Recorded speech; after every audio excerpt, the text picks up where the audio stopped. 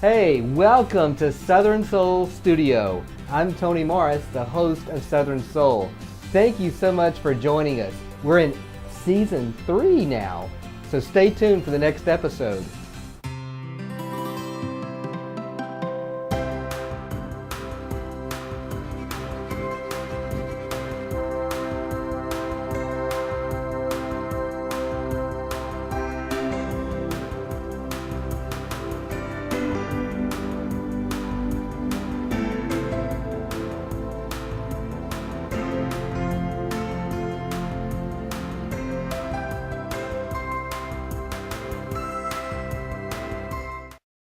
You may be wondering, why is the show called Southern Soul? Well, the southern part is because originally I'm from Alabama. And the soul part is because, guess what? I'm a psychic medium. And on Southern Soul, together we'll discuss a variety of spiritual topics and also have some stories about my career. So stay tuned for today's episode of Southern Soul. Hi, and welcome to the latest episode of Southern Soul. It says it right here on my shirt.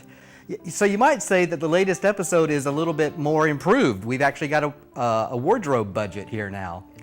I'm your host, Tony Morris. Thank you for joining us. And you're probably wondering, what's this in my hand? Well, let me tell you what it isn't. I am not about to play Moses and go out and part the Red Sea. But this is actually a gift from my sister and her wife. It's a birthday gift. They know that I love to hike. I'm always hiking in the Santa Barbara Mountains anytime I get a chance. The higher up the mountain, the better I feel. It's just my way of connecting with nature. So she really gave me a thoughtful gift. They gave me a thoughtful gift this year, even had my name engraved on it. And I have to tell you though, it's not just a hiking stick. It's really a work of art. It's handcrafted. It's by a local artist in North Carolina, and has a leather strap and even has a scripture on it. It's just a very special gift. And instead of using it on every hike that I go on, and I do hike a lot, I'm actually thinking about hanging it on the wall as a work of art. What do you think? Now, this gift is extra special for today's episode. It's connected somehow to our own journey of life. Yeah, we go through the high points, we go through the low points, and even when you're hiking, like me, sometimes you need assistance. Well, same goes for your life journey. Sometimes we need assistance, and we shouldn't be too proud or too embarrassed to ask for that assistance or seek it out. It's there. Now, depending on what your needs are or where your voids in your life may be, you could seek out a counselor. You could seek out a psychic, spiritual advisor like myself, a psychotherapist, and guess what? Our guest today is Dr. Kim DeRay. She's a psychotherapist, and wait till you hear what she's going to be sharing with us. It's just fascinating information and insights. But we'll get to her in just a moment. But what I'm getting at when it comes to assistance, some people would certainly want to go to their friends, perhaps, for help or for assistance, or family members. The important thing, though, to remember is make sure, as it involves your life journey or your improvement of yourself or the progress that you're wanting to make in life, you want to make sure that the assistance that you do get is objective, meaning that there's no hidden agenda, or there's not going to be people necessarily always playing the sympathy card with you, because you really want good, truthful, honest, objective assistance. So that's my 2 cents worth when it comes to getting that extra help that we all need occasionally, and don't be afraid to ask for it. Now, one of the things we always do on Southern Soul is we take a few questions from our viewers. So, with your kind permission, we're going to take a few right now. Let me grab my glasses so I can actually read the questions. Okay. Question number 1. What was your earliest psychic experience in your life? Okay. Now, my psychic gift really didn't come to me until about 10 years ago. And when it did, it was big. It was big news for Tony. It wasn't like just tapping me on my shoulder. It was like shaking me upside down with great force. But the question is, when was my first psychic experience? Now, of course, I can look back on my life now and go, oh, wait a minute. I remember when that happened. I just thought it was possibly coincidence or luck or fate or whatever. But I can look back on it now, like at the time I was driving by a building in Atlanta, and I said to myself, I'm going to work in that building one day. And lo and behold, 6 months later, I was in that building. I had no idea what offices were even in the building. I just knew that I was supposed to work in that building. But the question was the first time. And I'm not sure this was necessarily a psychic experience, but it was certainly a spiritual, enlightening experience. I was in first grade, and I was getting off the school bus, the very first day of first grade. I was getting off the school bus, and I was crossing in front of the bus. My parents were standing on the front porch looking at their son coming home from his first day of school.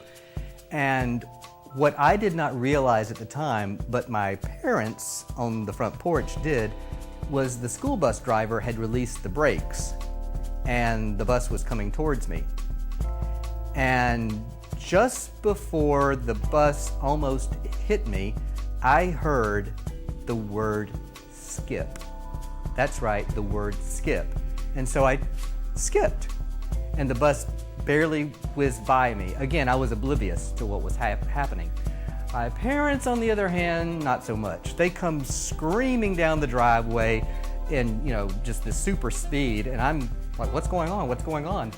And my mother's crying, and my father said, son, what made you take that skip? And I looked at him and I said, I just heard skip, Daddy, so I skipped. And he goes, you just heard skip? Yep, that's what I heard, skip. So I still remember that like it was yesterday, even though it wasn't yesterday, but I still remember that. It was just such an important lesson at such an early age. So those voices that are trying to communicate with us at times, even though some people may write it off as, well, that can't be happening, it happens. And it happened to me the first time I can remember was when I was 6 years old. So thank you for that question. Next question. Do you use music to help you meditate? Oh yeah, like AC/DC or some other kind of hard rock. Just kidding. Typically, I don't. Well, let me take that back. I use, I guess, nature's music. So when I go hiking, again, this great stick will come in handy.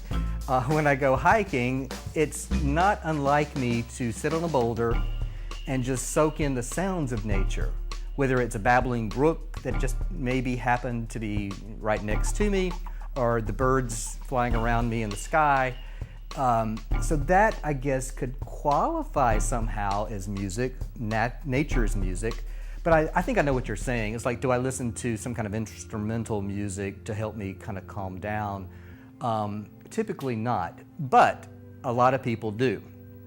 So when it comes time for your own meditative practice, just do what feels right for you. If it's something, you want to listen to some music that kind of helps you get into a nice, state of mind, hey, do it. Whatever feels right for you. But for me, I tend to like a lot of quiet, or if it is going to be music, again, it's sounds of nature. So thanks.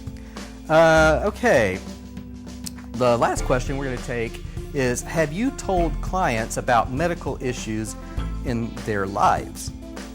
First of all, let me clarify, not only am I not Moses, but I am not a doctor. I don't play one on television. So whenever I do give people medical insights, because I do receive some at times regarding, like sometimes I'll tell people about their teeth, or I see an ailment with their arm that's coming, and they will, a couple months later they may call me and say, oh, you were right about that. But I'm not a doctor. What I do is I provide whatever insights I have that allow them to either seek the appropriate medical attention. And there are some, not only are there traditional forms of medical attention, but there are some alternative ways that could also be, that could provide some guidance or some assistance to help them take care of whatever medical issues that may come about. So yes, from time to time I do get insights as it relates to certain medical or physical conditions, but it's always up to the client to make sure they go and have them checked out, okay? And that brings us up to our special guest, Dr. Kim Durai. She is going to be here today to talk to us about her incredible career and how she helps people on a multitude of levels. So stay tuned, she'll be right here. Now it's time for me to introduce our very special guest. Dr. Kim Durai is a psychotherapist, and she's here today to share with us some incredible insights about her field of work, and you're going to be amazed with some of the things she's going to share with us. So welcome to Southern Soul. Thank you. Thank you for having me. I got to tell the audience, she came all the way from Phoenix, Arizona to be with us on Southern Soul. So thank you, extra thank you for being here today. Thank you. Now, I mentioned earlier that you are a psychotherapist, but wait folks, there's more. I know you wear many hats. So would you mind sharing with the audience, giving them a full picture of the kind of work that you do? So in psychotherapy, I do what I call a trauma specialist. That's what I am, and that's the work I love to do. But how I got here was a little bit different. It was out of naivety. Oh, tell us. It was out of naivety that I landed where I am, and I'm so glad that I did. But I started with hypnotherapy. At first I taught school, but then I thought, what do I want to do for the rest of my life? And I thought, I want to do something in the field of working with people or helping them. So I got a hypnotherapy certification, but then I found out people just wanted to stop smoking or lose weight, and that's not the kind of work I did. So out of naivety, I go back to school and get my master's in counseling, and then in the middle of one of the classes, someone says, oh yes, and they changed the requirements. You're going to need 3,200 hours under supervision. I go, what? 3,200 hours? What's that mean? But I was too far in and really hooked on what I was learning. No going back. I wasn't going back. Yeah. So the same piece happens, how I got into the trauma healing is I'm under supervision under an associate license with those 3,200 hours, and the person that was supervising me said, you need to do this work. There is a class for you to go to get certified to be a trauma healer specialist, and it was Peter Levine's Somatic Experiencing Practitioner Certification. So I don't ask enough questions, and I go in for a 4-day class thinking at the 4th day I'm going to get my certification, I'm going to be a trauma healer. In the middle of that class they go, and when we do beginning 2, beginning 2, well there's beginning 2 and there's beginning 3 and then there's intermediate 1, 2, and 3, and then there's advanced 1 and 2, and so I then went through all of that, and so now I am a somatic experiencing practitioner, which is helping people with trauma, whether it be in utero, birth, early childhood development trauma with car accidents, trauma with anesthesia or surgery trauma. I work with vets, so they have veterans, yeah. Post-traumatic stress disorder. A lot of people, sexual abuse trauma. So really, I'm a trauma healing specialist, and I run the gamut of what I see and what my patients come in to me to help them with that. Wow. Trauma healing specialist, or that's got to be, I know, rewarding work for you when you can see people and the changes you make in their life. But you specialize in a certain type of trauma healing that regarding tissue memory? Well, I specialize, right? Or it's an adjunct of this somatic experiencing, which is touch therapy. Touch therapy, okay. So within that touch therapy, there's a lot of stories that the tissue hold, and one of the pieces... This is like body tissue, right? Body tissue. Okay. The first piece of that is, well, they keep their clothes on, and oh shucks, darn it. And most of them, they see my table and they go, am I going to get a massage? They're really helpful. Or children ask, am I going to get a shot? So the children don't want a shot, and most of the adults want a massage, but it's not that at all. It looks like a massage table, but I call it a regulation table. Regulation table. So I'm regulating nervous systems, and that's what I do in trauma healing. What happens with tissue is when it's traumatized, it holds a memory for that event. And This is fascinating. it's wonderful. And so some of the pieces that have happened for me that I know is when I touch into someone's tissue, there are times when I am getting or picking up the story. So I'll give you a couple of examples. Oh yeah, please do. So one time I'm at somebody's, there's a specific type of pieces that I do for certain trauma, and I'm holding someone's head, and they came to me for some trauma that they had in their childhood, but also this terrible car accident. And I'm holding it in my hands in their head and setting the environment for them to heal or complete self-protective responses that don't get to be completed. That's how trauma happens. Okay. And when I'm at her head, she starts going through the motions of when the car hit another car and how it moved forward and then around and then back. And I'm following this because the body's trying to complete that trauma in the movement. And within that, I hear the sirens and I start feeling the story that's happening through the tissues. The tissues have a memory for that. Now, she's not unconscious at this point, so it's not a cognitive piece, but cells have a memory for what they go through and what they hear. And I'll tell you more about that kind of research. And I can tell that she's being strapped in, and I can see the story, but she's not conscious of it, but this tissue has a memory of that car accident. Wow. So that was one of the first experiences I had of tissue memory, not quite knowing what it is, but reading through my fingers the story and hearing the sirens and hearing what people are saying. So one of the other ones that I remember is I'm at somebody's head holding their head, and I can tell through the tissue, I go, you had a bee sting on your thigh. You're like 12 years old. And it's not kind of what you do in this psychic piece, but although they're related in vibrations. Vibrations. Okay. Everything has a vibration. Sound, color, our voices, our tissues, this material. I wonder what this red's doing. It's vibrating like crazy, people. We're pinging off each other. And everything has a frequency in which it aligns with. So I'm reading this, and I said, and there was something that was pretty dramatic about this, or traumatic about this. I don't think I'd call things trauma that aren't to people, so I let them decide. She goes, yes, when I was told I got a bee sting, I had to go to the hospital, and I had to get some epinephrine, or the EpiPen pieces that would cause her not to swell up, because she did not know she was allergic to bee stings. Oh, wow. So that became a trauma that I could read. So I'm starting to research this tissue memory that I'm actually picking up on when I'm doing my work. Now, is tissue memory, is that something that's relatively new?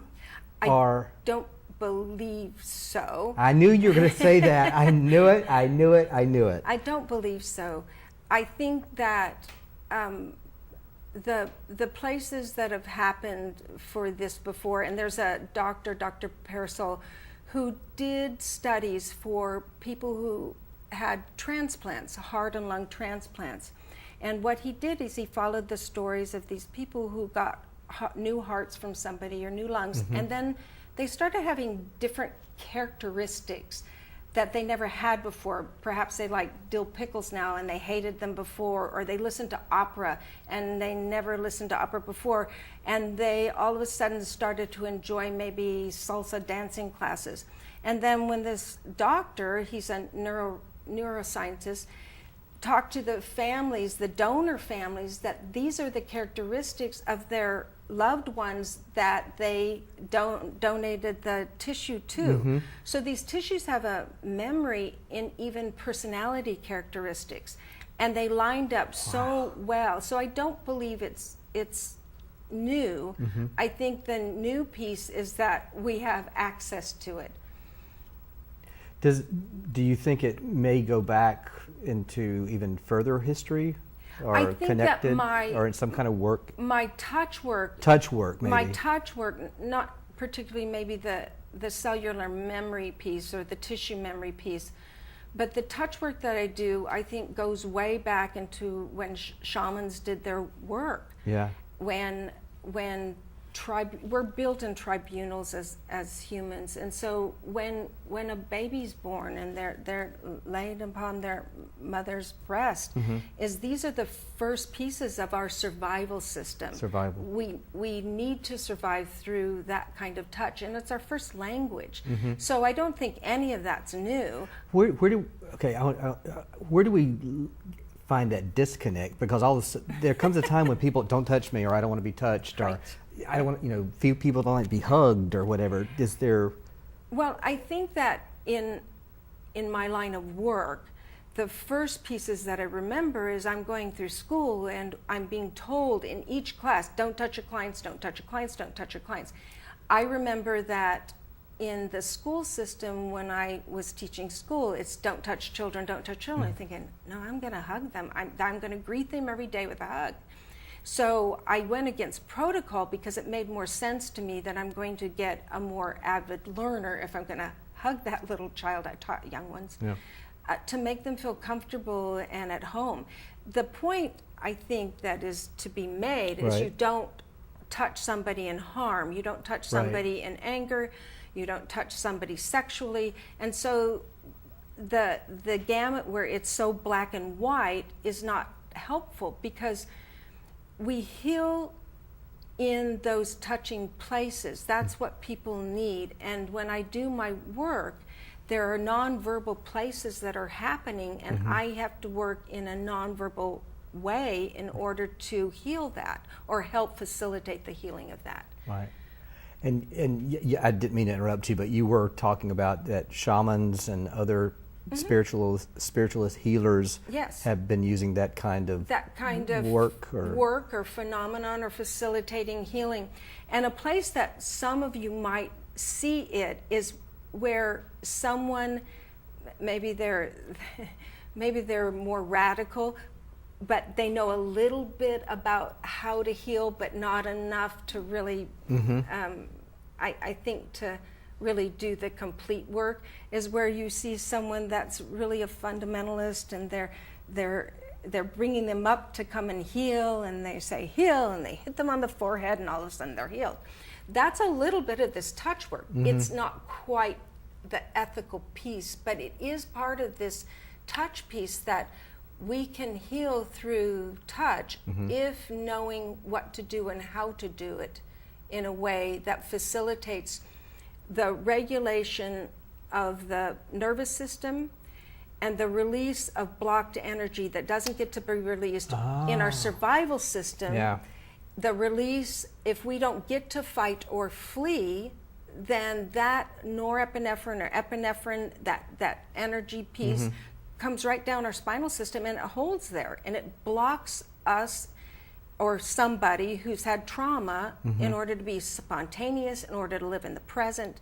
And oftentimes there's medical issues then that come on board because our body bears the burden when we don't heal from those traumas. When you talk about trauma healing, you just described some of the physical aspects, meaning like the blockages or whatever, and the energy that needs to flow or whatever. The vibrations.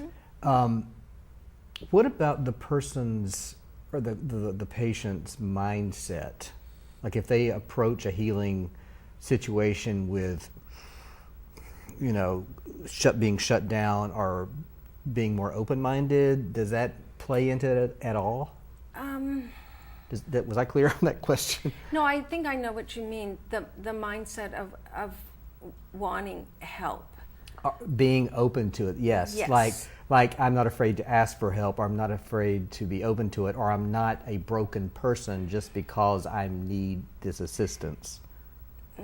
I don't get those kind of patients all the time. I get people who are really afraid to heal, people who aren't connected to their bodies, so they're kind of walking around just really thinking their way through life, but not in a rich place where their mind and their body are connected. So the part that happens a lot of times is they're afraid. They're Afraid. afraid to come in. I don't feel that I'm threatening, but Right. sometimes healing is threatening. Feeling in the Oh body. yeah, we all feel know people who don't even want to go to the doctor for their checkup or go to the dentist to Right. get their teeth cleaned Right. because And so those are people who've been harmed. They've been harmed from other people. So sometimes the people I work with, I'm surprised sometimes that they're behind a closed door with me because that's how threatening being with another human being is. wow. And so then I build up a safety rapport with them and really set boundaries for the work, and that they have control to say, stop, I don't want to talk about this anymore, I don't want to be here anymore. They can even end the session early. I give them that empowerment. Wow. You mentioned earlier in this our talk that you work with veterans, and I know most of us have a very soft spot in our heart for those people, those men and women who have served our country. Can you maybe share a little bit about some work that you've done to help that particular population? So what happens with veterans is, and this is how I do all of my trauma healing, I don't ask them to tell me about the battle in order to heal. That re-traumatizes. I think I could see that, yeah. a lot of trauma healers will say, well, tell me about your trauma. And I don't do that. I build the resilience or where they feel safest. So the part that happens is, for the veterans I've worked with, is this constant flashbacks.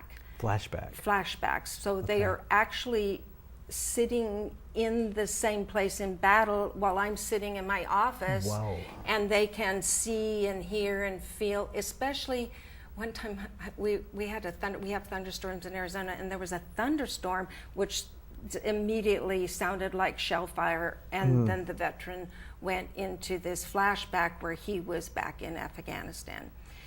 And so then I had something really to work with, is how to move him to present or safety. So to come present is really the ideal piece. It was very, very difficult for him. So then I don't do this very often, but I joined him in battle. I said, okay, then I'm coming. If you're not going to come out, I'm coming in there with him. Well, that caused a whole little rhetoric. Well, now you made us unsafe, Kim. Now I have to protect you from, and he was mad. So then I go, well, then get us out of here. So that's how I kind of came present. But Smart. Yes, you have to think outside the box when you're working with trauma, but that's what I had to do. But the piece is where he survived. That's where I'm building on the resilience of how he survived this place that caused him to have traumatic brain injury, shrapnel in his body. He's watching his squadron, that some of them did die. So the part where he survived, there's survivor's guilt that we're dealing with also. I would think so. But in the tissue that holds a timeline is the hippocampus, and it atrophies when there's trauma. And so what it does, if you can think of a string as a timeline, is when that tissue atrophies, the string kind of gets all garbled, and now the past becomes intrusively present. They can't push it out. Okay. And so what I do with that tissue is I pay attention to it, which expands the tissue, and then now we can have that string move out, where the past becomes a memory, and the memory can be one that you choose to pick up, like if I ask you, tell me something about your childhood, or tell me about the Little Red Wagon. Yeah, and how that came about, then that's a memory, but you don't living with it as a reality in today. And so I learn through my patients, my work, but one of them is to do hippocampus work, where the flashbacks then can become a memory and they can come present. Wow. I give them a few tools too, like orienting, which is engaging in the environment with their five senses, that helps everybody come present. Okay. Yes. You also mentioned children, your work with children, work and I with know a you lot were a of school children. teacher. Yes, so it's a natural transition. I got to tell you, folks, teachers, and I've gone on record saying this countless times, teachers are my heroes. So just knowing that you were a school teacher, you're already a hero in my eyes. Tony, it was a harder job than doing my trauma healing. I bet you were a great teacher. We had fun, but the attention span is short, so I would move them around the room a lot. Every 15 minutes, it'd be like, okay, commercial break, move it to another place. Yes, but I loved that. I loved working with children. I still remember most of my teachers. No, my question was, when you work with children, do you approach them differently than, say, adults? Adults are just Oh yeah, big children. Yeah, there you go. Thank you. We all have our little red wagon, yes, right? they are just big children, and the piece that most of the time happens with early developmental trauma are I'm getting those adults that are now coming into treatment with something that happened in their childhood. Okay. So I approach it the same.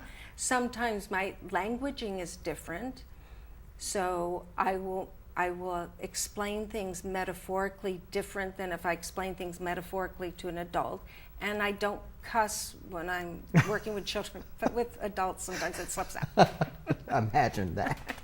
Oh, no, your work is just fascinating. I told you it was going to be a fascinating show, did I? Did I not, right? What, I guess to sum everything up, there's a part of me that really wants to know, when you end your day at work or day at the office with your clients, what allows you to go home and feel really good about your work or your job? Well, I feel really good about my work because I feel like I'm helping somebody or people. And just to have a balanced life, I mean, that's what I do. I'm a nervous system regulator, trauma healing, and if I can do that for each person and they can go out in the world and then be a little kinder to themselves or be kinder to others because of the work, then I've touched more than just them. The piece that happens for me is if I stay really, really present and I attend but I don't join. So I stay in my own weather system instead of joining their weather system or their dysregulation, then I find that I have more energy at the end of the day than I do driving into the day. So that's something I've had to learn as a trauma healer, because if I pick up on the dysregulation or the trauma of someone else, then it's not going to be helpful for me or my system. So that practicing, or I often tell people, it's helping someone, well, I don't know if this analogy would be good here, but I'm going to say it anyway. It's helping someone fold their laundry rather than wearing their dirty underwear. Okay, I get it. I get it. That's how I don't join them. So better check mine just in case. Just kidding. I'll help you. So it's that piece, and that helps me stay regulated. As far as is that the same or similar to detached compassion? I don't know what that is. Okay, I use it in my work. It's like I really want to help my clients, but I can't live their life for them. So I'm compassionate about what's going on in their lives, but I can't live their life for them. Well, that sounds very similar. Okay. Yeah, very similar. When you were saying but I had to learn that, especially if I'm tapping into someone's because I know cellular system. Yeah, and you're a naturally caring person too. Yes, that's why I do the work I do. Yes. Right. Yes. So I've had to learn that, because I cannot take that on and then move to the next patient either. So I stay very, very present. Yeah. Very, very present. Well, I know you always have a full day, and you do work, group work too, right? I work in an agency, so I'm an independent contractor for an agency, and that agency is an eating disorder intensive outpatient agency. Okay. So then I facilitate groups for the agency. I run an eating disorder intensive outpatient group. I used to do a dialectical behavioral therapy group for the masses, but we do dialectical behavioral therapy for this eating disorder program also, but it's a skills group if anybody doesn't know what DBT means, or dialectical behavioral therapy. It's a cognitive behavioral therapy teaching skills, but it has mindfulness and radical acceptance added into it. So Great. it's good. Oh, and on top of that, you do some keynote speeches occasionally. Sometimes. I mean, she stays busy. This woman stays busy, if anybody asks me to talk, yes. Yes. Oh. Just give me a microphone. No, I was thrilled that she agreed to come over. I mean, she flew over from Phoenix to be on the show. Now, when I know you work and you help a lot of people, but during your time off or when you're shut down, what do you like to do? I I think I'm not as balanced, so it's Well, we all work on our balance in our yeah, life, right. yeah. So I you're have not to work alone. on that. But there are things that I do with my friends and my family, and I have grandchildren, so I took them to Build-A-Bear and Build-A-Bear. We built bears, and so there are things that I do that everyone else does for pleasure. I do paint also. Oh, an artist. So I don't know if I'm an artist, but I love that, and I paint these portraits, but they're a little wacky, but they're wonderful portraits, and then I give the person that I painted, I give them the portrait. Aww, Yeah, I but love that. I paint and when I write. So when I write my articles or books, then I write, and then I go down to my garage and I paint. Usually I have a portrait. Now it was one for my grandson.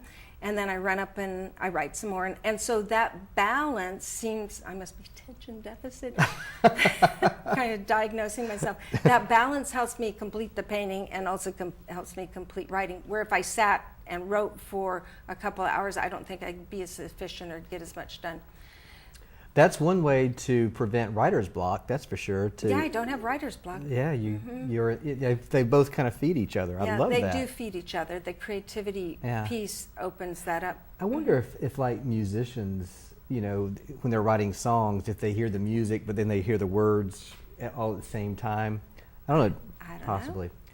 So if someone wants to find out more about you and your incredible work, where can they go? Do you have a website? I have a website. It's kimdire.com. Okay, you want to spell that out? KIMDIRE.com. Remember that. Well, I cannot thank you enough for being our special guest today. I told you it's going to be fascinating, but I was right? Thank you so much. I can't tell you how much it means for you to be on Southern Soul. Yeah. And if you're ever back in Santa Barbara, please stop by again, this area. I would love to. I'll tell you more about more of the different facets of what I do too. Okay, you heard it, folks. She's coming back. Okay? Thank you. And thank you for watching this segment of Southern Soul. We got one more part left, and that's the Little Red Wagon segment. So stay tuned. Thank you so much, Dr. Kim Dire. Sharing all those insights were just incredible, and I'm sure our viewers thought as much of the show as I did. So thank you again. Now, this is my favorite part of Southern Soul. It's called the Little Red Wagon segment. And the reason why I like the Little Red Wagon segment so much is because, think about it. We all probably had a little red wagon when we were children. And we put our dreams, we put our aspirations, we put whatever we wanted to achieve in life in our little red wagon. And we pull it along. Now, sometimes as we get older, the wheels get rusty or the wheels come off, or we even forget where we put our little red wagon. But it's always there. It's always a reminder that our dreams, our aspirations are still very much attainable. So in this segment of Southern Soul, the Little Red Wagon segment, what we do is we take what we've talked about on the show today and bring it down to, so what does it mean to you? What does it mean to you, the viewer? So there's a little homework involved. So you remember me talking about the stick, my hiking stick that was a gift, and how it's kind of like a metaphor for assistance when we need it? So here's your homework. Write down on a sheet of paper 3 areas of your life where you could use some assistance or some guidance or some advice. Now, this does not mean that you're a broken person or that you're a failure or that you can't make decisions or that there's something terribly wrong with your life. These are just 3 areas that you are being strong enough to say, yeah, sure, I'd like to improve that area, or I know I could use some assistance. So write those 3 areas down that you would like some assistance or some guidance. Put them in your little red wagon. Now get this, you can also do the same for other people.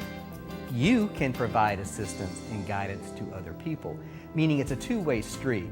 You're not just the one receiving the guidance or the assistance when needed. You can return the favor. Call it human kindness.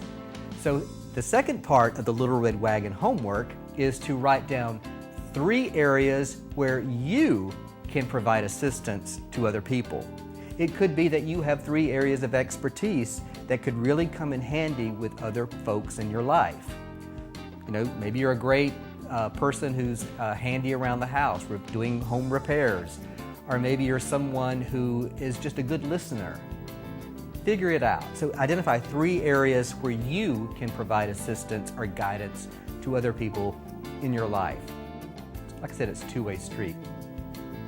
And then the final part of the Little Red Wagon homework is identify. You don't want to do all the work or get the assistance if you're not going to try to get some results, right? Like, why bother? So what you want to do is write down 3 ways that you can gauge your progress, or that you can gauge the positive results.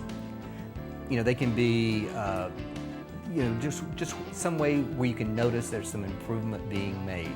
It's not rocket science. It's just you want to be able to say, oh my gosh, I made a difference, or I can see where a difference was made. That's your homework. 3 areas of assistance that you could use assistance in, 3 areas where you can provide assistance, and then 3 ways where you can gauge the progress. Thank you so much for watching the latest episode of Southern Soul, where we're proud to wear it on our clothes. Until next time, keep rolling.